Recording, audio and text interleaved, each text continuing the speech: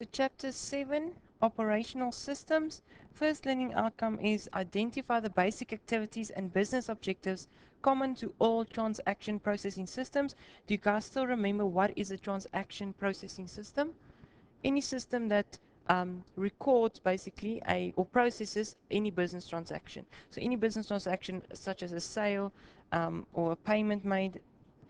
Okay, so then again, your basic definition, going back to study chapter 1, it is an organized collection of people, procedures, software, databases, and devices used to record completed business transaction. Very important, it must be completed. Remember, I think in your summon they said they inserted something in their cart. That's not a completed business transaction, because how many times do you add something in your cart and like, oh, let me buy it next month, or you add it to your wish list. That is not a completed transaction, such as inventory control, payroll, etc.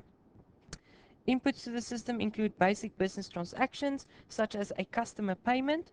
A transaction processing system serves as the foundation of other information systems, like your management, your ma yeah, management information systems, your decision support systems, and other special purpose information systems, as it provides the inputs to these information systems through the collection of data.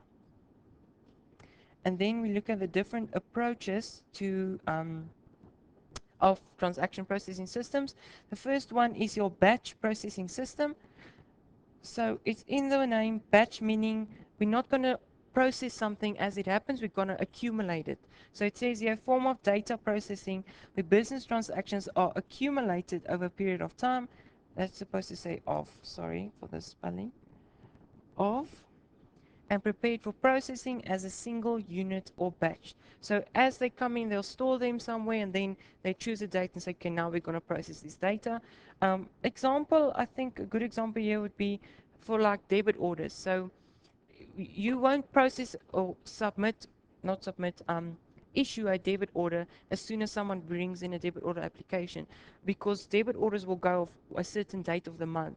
So we will accumulate and say, okay, we've got this many customers, let's send out the debit order for the 30th of the month.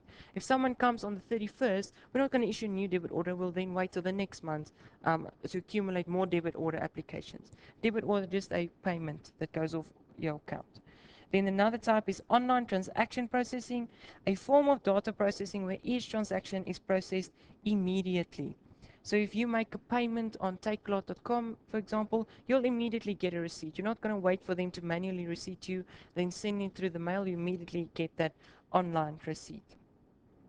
And then there are, just go to the right page, sorry.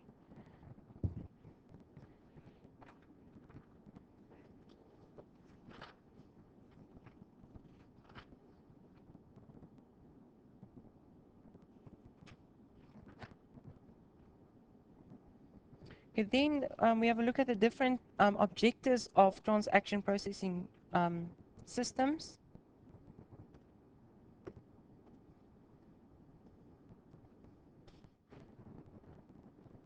Okay, so this is just briefly highlighting the different objectives. The first one is process data generated by and about transactions, maintain a high degree of accuracy and integrity. We don't want any mistakes in our data. Avoid process fraudulent transactions. So anything that's illegal, we don't want to process illegal transactions. Produce timely user responses and reports. Also, this is for our customers. We want to provide a good customer service. Customers shouldn't wait for us. Increase labor efficiency, help improve customer service, help build and maintain customer loyalty, because they need to be able to get a quick response and achieve competitive advantage. Remember, your competitive advantage is when you can do something better than your competitors. You'll see it is on page 241, the objectives. There is descriptions if you need to go through it, but these are the basic objectives you need to know.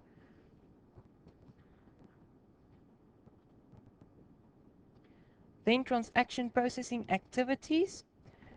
Transaction processing cycle is the process of data collection, data editing, data correction, data manipulation, data storage, and document production, as I've summarized it here in this table. The first one is your data collection. The capturing and gathering of all data necessary to complete the processing of transaction, and I said it can be manual or automatic. So we can go physically go and write down data or information that's collected, or we can do it online, or a system can do it automatically for us. Next one is your data editing or data editing, the process of checking data for validity and completeness, making sure there's no errors in our data. Then data correction, once we've identified that there are mistakes, then we'll go and re-enter the data that was not typed or scanned properly. If you, for example, have a database about your customers and you've got their email address and you see you've made a mistake on the email address, we can go re-enter that email address. This happens a lot here, well, not a lot, but it happens at Edge. If we process student information, we will see, oh, the student isn't getting our emails or they're not getting access to classroom. Then we'll go and say, oh, we entered the student number wrong, for example. Then we need to re-enter that data. Then data manipulation, the process of performing calculations and other data transformations related to business transactions. So maybe we need to go work out any discounts on sales or stuff like that. Data storage, the process of updating databases with new transactions. After we've collected this information, now we need to go and store it somewhere so that we can access it in the future. Then document production, this is now your output of this whole transaction processing cycle. The process of generating output records and reports, it can be a hard copy or soft copy. So it can be actual physical paper like this, a report you can now hold in your hand, or it can be an online document.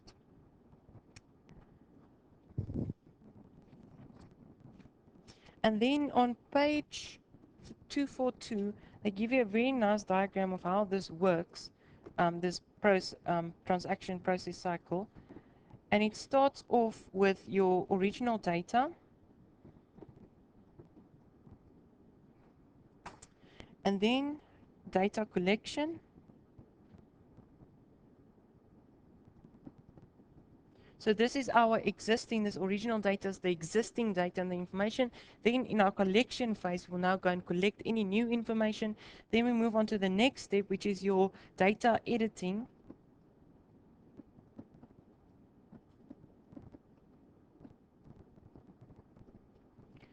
Where we go look if there's any mistakes or errors, and if we then, if we identify there is any mistakes, then we need to go and correct it. So we split it into good data and bad data. Good data, obviously there's no mistakes, it's valid, there's no errors. And then bad data, and if there's any mistakes, we need to do data correction. So during this data correction phase, we'll go back to the original data and say, what was it supposed to be? We go enter it again, we go check again, does it have any mistakes? And then we can say, okay, it's fine, it's now good data. We can move on to the next phase, which is our data storage.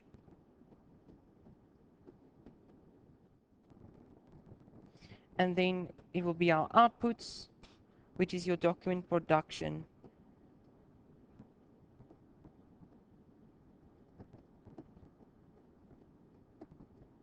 And this will be in the form of records and reports, hard copy or soft copy.